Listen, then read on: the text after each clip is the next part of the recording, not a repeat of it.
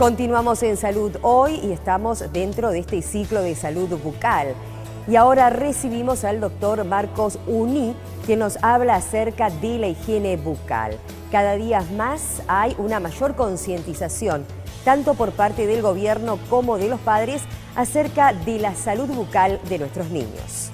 Realmente, hoy en día, después de muchos años de tanto los odontólogos como a nivel general, hay una conciencia mayor de la salud, de la prevención principalmente y de la importancia para llegar a esa salud y mantenerla principalmente.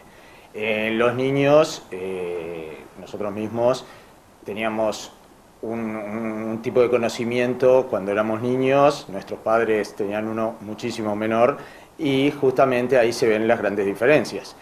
Hoy en día todos se preocupan, en la escuela mismo se le da mucha información y nosotros los odontólogos tratamos que la prevención sea nuestra base y realmente se está viendo cada vez mejor, gracias a Dios. Pero falta mucho, indudablemente, porque es algo constante que hay que seguirlo cultivando en el día a día. Hablando de esto, falta mucho. Hoy en día, algunas cifras que recién manejamos con respecto a lo que puede ser la enfermedad periodontal, que ahora vamos a explicar bien de qué se trata. Pero hablamos de un porcentaje muy alto de incidencia. La enfermedad periodontal, por ejemplo, es de las enfermedades más crónicas de mayor prevalencia que tenemos los seres humanos.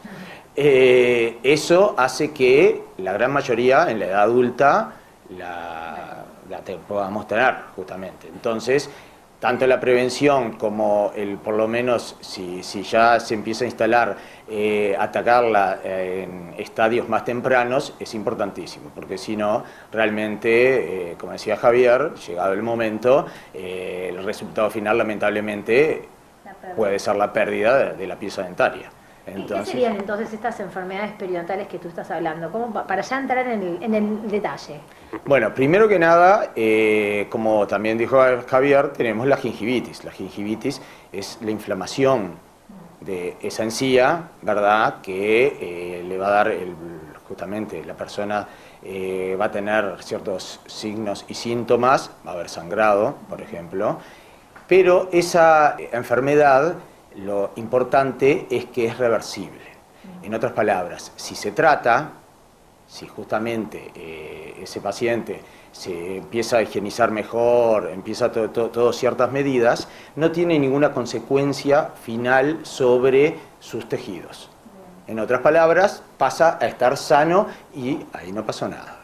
El problema es que cuando esa gingivitis se mantiene en el tiempo, no siempre llega a periodontitis, pero puede llegar justamente y hacer que ahí sí ya empiece a haber pérdidas de sustancia, pérdidas que en la mayoría de los casos son irreversibles, es decir, lo que se perdió justamente después es muy difícil tratar de que se recupere.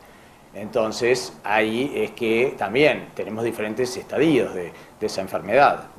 Esa enfermedad puede, primero que nada, puede ser localizada o generalizada. Podemos tener solo un punto, no es que siempre tengas que ser en toda la boca, pero normalmente se da, en la mayoría de los casos, en la mayor parte de la boca.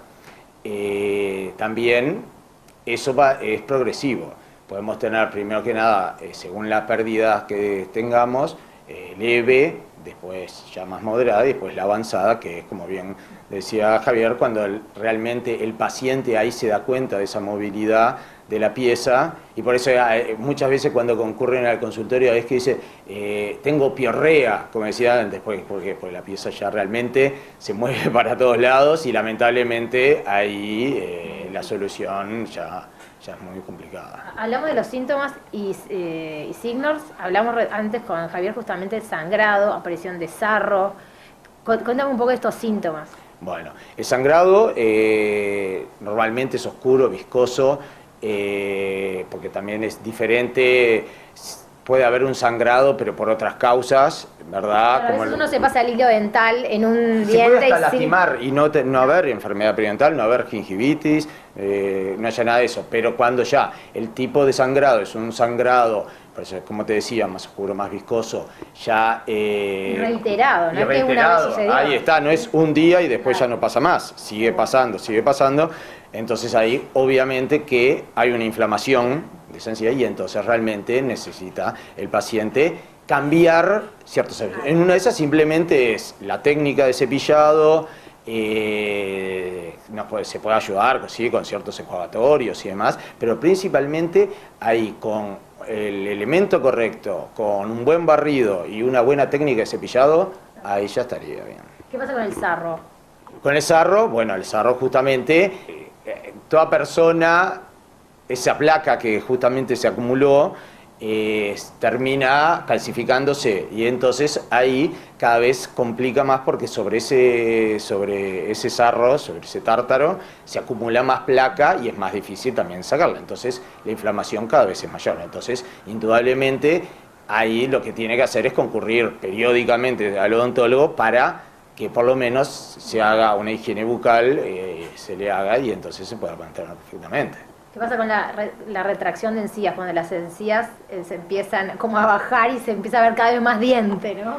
Bueno, claro, ahí ya es cuando justamente tenemos pérdida de sustancia, ese periodonto que hablábamos, ese hueso y esa encía empieza a hacer que se pierdan y al perderse empieza a quedar la raíz al descubierto.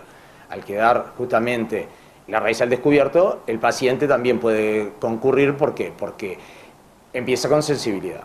Esa sensibilidad está dada porque justamente en la parte radicular no tiene como en la corona ese esmalte, ¿verdad?, que protege, es mucho más porosa, tenemos terminaciones nerviosas dentro de esos poritos y ahí empieza la sensibilidad.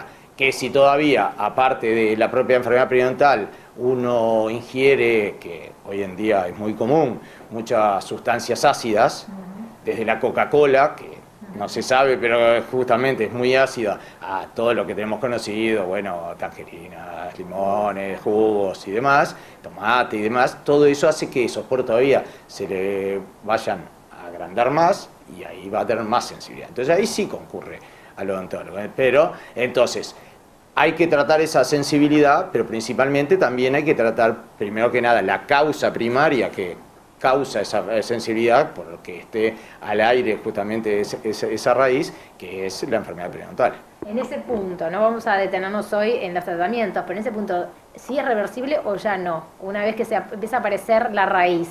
Bueno, ahí si bien hay algunas técnicas que hablamos en otras oportunidades con el doctor. Hay diferentes técnicas después, pero ha habido pérdida de tanto hueso como de la parte blanda. Entonces, ya ahí se hace, según el tipo de pérdida ósea, muchas veces muy difícil la recuperación.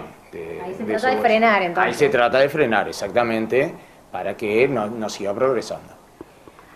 Uno a veces cuando va envejeciendo, por decirlo de alguna manera, piensa que esto es normal. Recién yo te preguntaba, ¿pero es normal después de los 40, 50 que uno tenga todos estos síntomas y lo tome como normal? ¿O realmente no? ¿Podríamos llegar a esa edad perfectamente con una boca sana? Podríamos llegar a esa edad perfectamente con la boca sana. El asunto es que la prevalencia es tan alta, es decir, le pasa a tal número de personas que realmente uno termina pensando que es normal, pero no es normal. O sea, con una buena higiene uno puede evitar. Perfecta higiene, con medidas preventivas y demás, perfectamente puede mantener ese periodonto totalmente sano toda la vida. Y evitar la caída de piezas dentarias que es tan importante. Eso ni que hablar, pero evitar esa retracción que tú dices y demás. Sí.